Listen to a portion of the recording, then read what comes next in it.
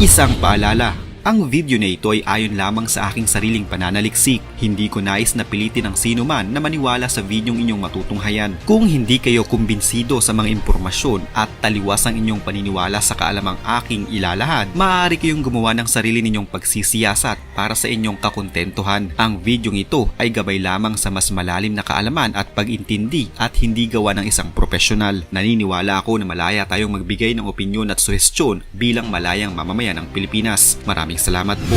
Ang pag-uusap tungkol sa Jerusalem ay hindi maiiwasang isang pag-uusap tungkol sa pananampalataya, partikular na tungkol sa kontrol sa ilan sa mga pinakabanal na lugar para sa mga Hudyo, Muslim at Kristiyano.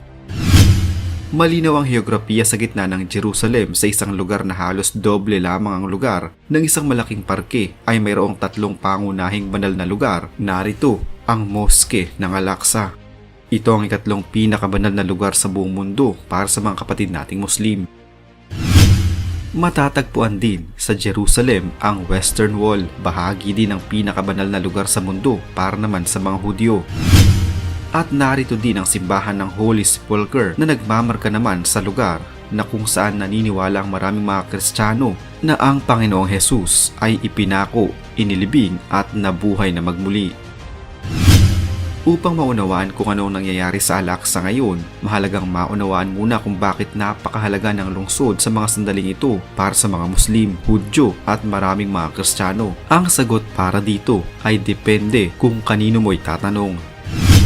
Ang Jerusalem ay sentro ng herograpiya at mga kaganapan sa Hebrew Bible at ang Hebrew Bible sa iba't ibang paraan ay nagbibigay ng malalim na impluensya sa Judaismo, Kristyanismo at Islam. Sa pagitan ng mga taong 587 BC at 70 AD, itinayo ng mga Hudyo at pagkatapos ay nakitang nawasak ang dalawang templo sa Jerusalem na naging sentro ng kanilang buhay relihiyoso. Makalipas ang halos 2,000 taon, ang Jerusalem at ang templo ay nanatiling sentro ng tradisyonal na pag-iisip at panalangin ng mga Hudyo. Sa buong mundo ay nananalangin ng mga Hudyo na nakaharap sa Jerusalem. Ang mga turo ng Dominikong Hudyo ay naniniwala na kapag dumating ang Mesiyas ay muling itatayo ang templo. Sa ngayon, ang isa sa mga lumang natitirang templo na tinatawag na Western Wall ay isang pangunahing lugar ng pagsamba para sa mga Hudyo. Ayon sa mga salaysay ng Hudyo-Kristyan, noong 586 BC, ang templo ni Solomon, kilala rin bilang unang templo kasama ang iba pang bahagi ng lungsod ng Jerusalem, ay winasak ng mga Babylonians. Makalipas ang 48 taon ng 538 BC, muling itinayo ni Cyrus the Great na isang emperador ng Persya ang ikalawang templo. Pagkaraan ng mga siglo, ang parehong templo ay sumailalim sa isang napakalaking proyektong muling pagtatayo sa ilalim ni Herodes the Great noong taong 20 BC at naging kilala bilang Herod's Temple. Sa wakas, noong 70 CE, winasak ng mga Romano ang ikalawang templo sa panahon ng malaking pagkubkob sa Jerusalem. Ang mga labi ng templo ni Herodes ay ang perimeter wall na kilala ngayon bilang Western Wall. Ang Western Wall sa Jerusalem na kilala rin bilang Wailing Wall o simpleng Kotel ay hindi lamang ang pinakabanal na lugar ng mga Hudyo, ngunit para sa mga Hudyo ay ang natitirang simbolo ng pagkakakilanlang Hudyo bilang mga inapo ni Abraham, Isaac at Jacob. Ang Western Wall ay ang pinaka-relihiyoso na lugar sa buong mundo para sa mga Hudyo. Matatagpuan sa lumang lungsod ng Jerusalem. Ito ang pinaniniwalaang huling natitirang panlabas na pader ng sinaunang templo ng mga Hudyo. Itinuturing ito ngayong mahalagang lugar sa kasaysayan ng modernong Israel na kung saan libo-libong mga relihiyosong tao ang bumibisita dito upang bigkasin ang kanilang mga panalangin.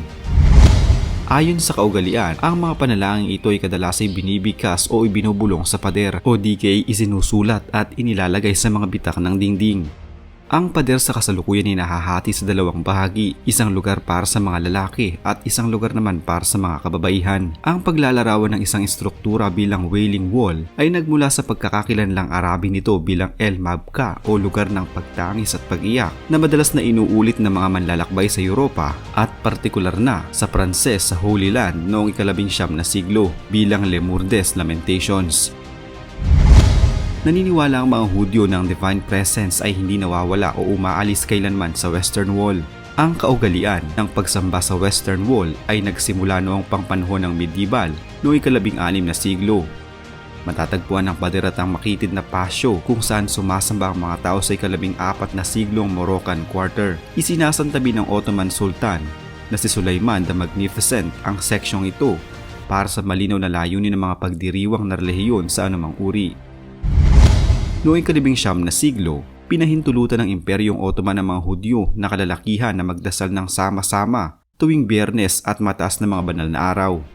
Pinagbubukod-bukod nila ang kanilang mga sarili ayon sa kanilang mga kasarian. Ang mga lalaki ay nakatayo o nakaupo ng hiwalay sa dingding habang ang mga babae ay gumagalaw at nakapatong ang kanilang mga noo sa dingding. Mula noong 1911, nagsimulang magdala ng mga upuan at screen ang mga Hudyo na gumamit upang payagan ng mga lalaki at babae na sumamba sa magkahiwalay na mga pangkat sa makitid na daanan. Sa loob ng daan-daang taon, nagdasal ang mga tao sa maliit na bahagi ng pader na makikita. Noong taong 1967, kasunod ng 6 na araw na digmaan, ang mga Israeli ay naghukay sa ilalim ng lupa ng pader na naglantad ng 2 pang antas. Nilinis din nila ang paligid ng pader upang gawin ng Western Wall Plaza na nakikita ng mga bisita sa kasalukuyang panahon. Ayon sa isang artikulong inilabas, ang Wailing Wall ay isa sa mga dakilang simbolo ng pakikibaka ng mga Arab-Israeli. Pinagtatalunan pa rin ng mga Hudyo at Arabo kung sino ang may kontrol sa pader at kung sino ang may access dito, at pinaninindigan ng maraming mga Muslim na ang Wailing Wall ay walang kaugnayan sa sinaunang Judaismo. Bukod sa mga sekta at ideolohikal na pag-aangkin, ang Western Wall ay nananatiling isang sagradong lugar para sa mga Hudyo na kung saan sila madalas na nagdarasal o nananaghoy. Pagkatapos ng digmaan noong mga 1948 at ang pagbihag ng mga Arab sa Jewish quarter sa Jerusalem, ang mga Hudyo ay karaniwang pinagbawalan sa pagdarasal sa Wailing Wall. Sinakop ng Israel ang Arab East Jerusalem pagkatapos ng 1967 Six Days War at inaangkin ang pagmamay-ari ng mga relihiyosong lugar ng lungsod. Simula sa Wailing Wall at sa ilalim ng Temple Mount bilang ilang sandali matapos ang digmaan ay idinisenyo upang sirain ang mga pundasyon ng Al-Aqsa Mosque, ang isa sa mga pinakabanal na moske sa mga Muslim. Dahil dito ay nagkagulo na nagdulot ng sagupaan sa mga pwersa ng Israeli at Palestinians na ikinasawi ng ilang mga Arabo at daan-daan ng mga nasugatan. Noong taong 2016, inaprubahan ng gobyerno ng Israel ang unang espasyo kung saan ang mga hindi orthodox na Hudyo ng parehong kasarian ay maaaring magdasal ng magkatabi. Ang pader ng pagtangis o Wailing Wall, na kilala rin bilang Western Wall ng Jerusalem, ay isang bahagi ng sinuunang pader ng Temple Mount sa matandang syudad ng Jerusalem.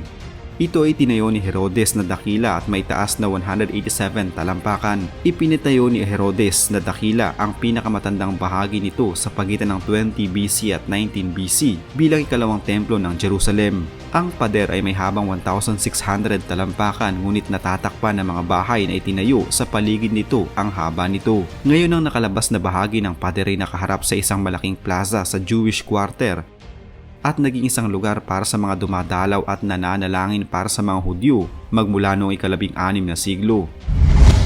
Dapat tandaan na hindi karaniwang ginagamit ng mga Hudyo ang salitang Wailing Wall o pader ng pagtangis. Sa halip ay mas gusto nilang tawagin ito na Western Wall.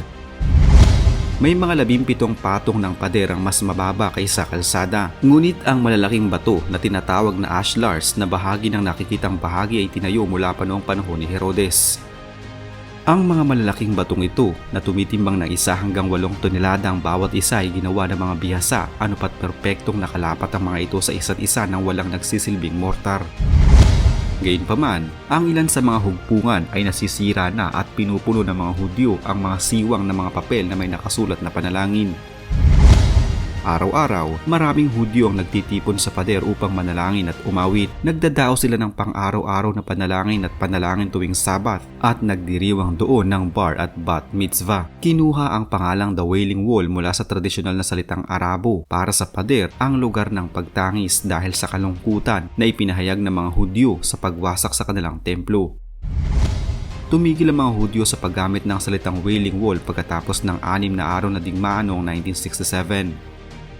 Nang maging isang bansa, muli ang Israel, ginawang opisyal na paniniwala ng mga Hudyo na ang pader sa kanluran ay hindi dapat na maging pader ng pagtangis kundi pader ng pagdiriwang. Taon-taon sa pagdiriwang ng Tisha B'Av sa buwan ng Agosto, nag-aayuno ang mga Hudyo para gunitain ang pagkawasak ng kanilang templo habang umuusal ng panaghoy at sumasamba. Itinayo ni Solomon ang unang templo sa panahon ng kanyang paghahari noong 970 hanggang 930 BC at winasak naman ito ng mga Babylonians noong 586 BC. Muling itinayo ang templo noong 516 BC at pinalaki ni Herodes noong 19 BC. Sa ilalim ng pamumuno ni General Titus ng Roma, winasak ng mga Romano ang templo noong AD 70 para tapusin ang 4 na taong pagrerebelde ng mga Hudyo. Ang pagwasak ni Tito sa templo ni Herodes noong AD 70 ay hinulaan ni Jesus sa Mateo chapter 24 verse 1 at 2 at Lucas chapter 23 verse 28 at 31. Hinulaan din ng Biblia ang pagbabalik ng mga Hudyo sa kanilang lupang sinilangan. Muling itinatag ang bansang Israel noong Mayo 15, 1948 sa pamamagitan ng isang resolusyon ng United Nations. Bagamat nagbalik ang mga Hudyo sa kanilang geographical at political na bansa, hindi pa rin sila nanunumbalik sa kanilang tipan sa Diyos dahil tinanggihan nila ang kanilang Mesiyas na si Jesucristo. Bilang konsekwensya ng pagtanggi ng Israel sa Mesiyas, itinigil ng Diyos ang kanyang paggawa sa pisikal na bansa Israel. Sa huli, papanumbalikin din ng Diyos ang Israel at tutuparin niya ang lahat ng kanyang mga pangako sa kanila. Sa kasalukuyan, gumagawa ang Diyos sa pamamagitan ng kanyang iglesia sa bawat tao, Hudyo man o Hentil, na pinanahanan ng banal na espiritu. Sa panahon ng bagong tipan ni Jesucristo, ang mga tumanggap sa kapatawaran at kaligtasan sa pamamagitan ng paghahandog ni Kristo ng kanyang buhay sa krus ay naging mga anak ng Diyos at tinatawag na mga binhi ni Abraham. Isa na namang kwento ng pagbabalik tanaw sa kasaysayan ang naitampok natin ngayon. Huwag kalimutang i-like ang video ito at mag-iwan ng komento sa ibaba ng mga nais nyo pang malamang kwentong kasaysayan sa Pilipinas. Mag-subscribe na din para lagi kayong updated sa mga pinakabagong video dito sa Kasaysayan Pinoy. Magandang araw po at mabuhay ang bansang Pilipinas!